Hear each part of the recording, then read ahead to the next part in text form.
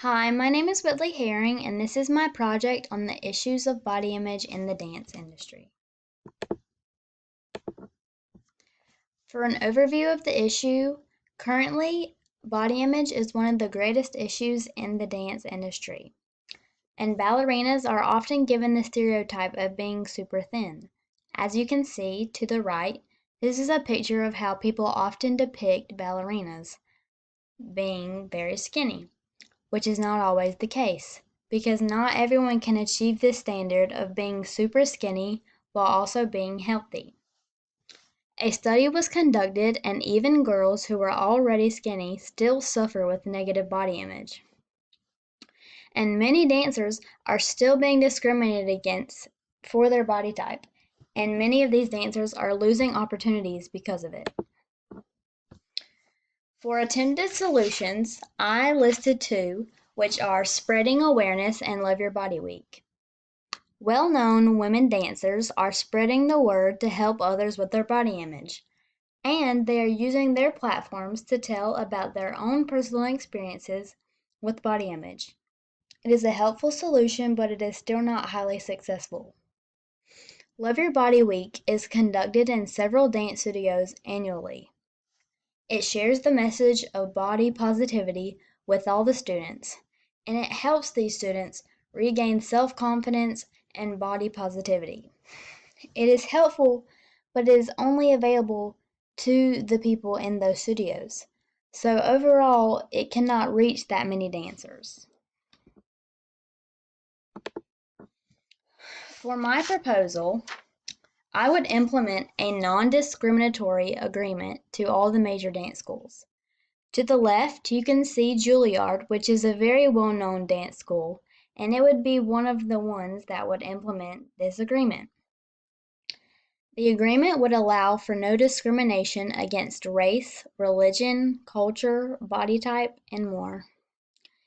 The agreement would also allow for more diversity and a less toxic dance environment. Because if the dancers are more comfortable with their surroundings, it would allow them to grow and better themselves and not have to worry about being judged by other people. For components of the agreement, it would be first, you would need to write and establish the agreement, and it would need to contain all the details for the agreement. Next, it would need to be reviewed by a lawyer so that they could make sure it was lawful and so that you could actually present it to the schools. Next, you would need to present the idea to the schools, and I'm sure there's a more efficient way than doing each school individually, but that could be a way to get started. If the idea was approved, it would then be enforced into all these schools so that nobody could discriminate another person without facing consequences. For feasibility, the lawyer would rack up most of the costs for this project. On average, costs for reviewing a contract by a lawyer is $300 to $1,000. The rest of the project will just require time and effort. A fund to cover the costs for a lawyer could be started, and this would be a good way to raise money for the issue. People who share interest in the issue could also contribute money. And a website that actually you can open a fund is GoFundMe.org, as you can see on the right. And that's a very easy way to collect money for an issue. For a call to action, just a reminder that this is a huge problem in the dance world.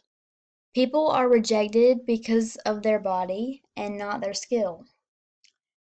Because of that, they cannot follow their dreams after training their whole life and spending so long practicing for this career. Instead of just spreading awareness, it's time to take action. Because this agreement could help so many dancers accomplish their goal of becoming professional. It is time to seek change, and action speaks so much louder than words. This is a list of my references for all the websites and pictures. Thank you for listening, and I hope you learned something and maybe interested you in this issue. Have a nice day.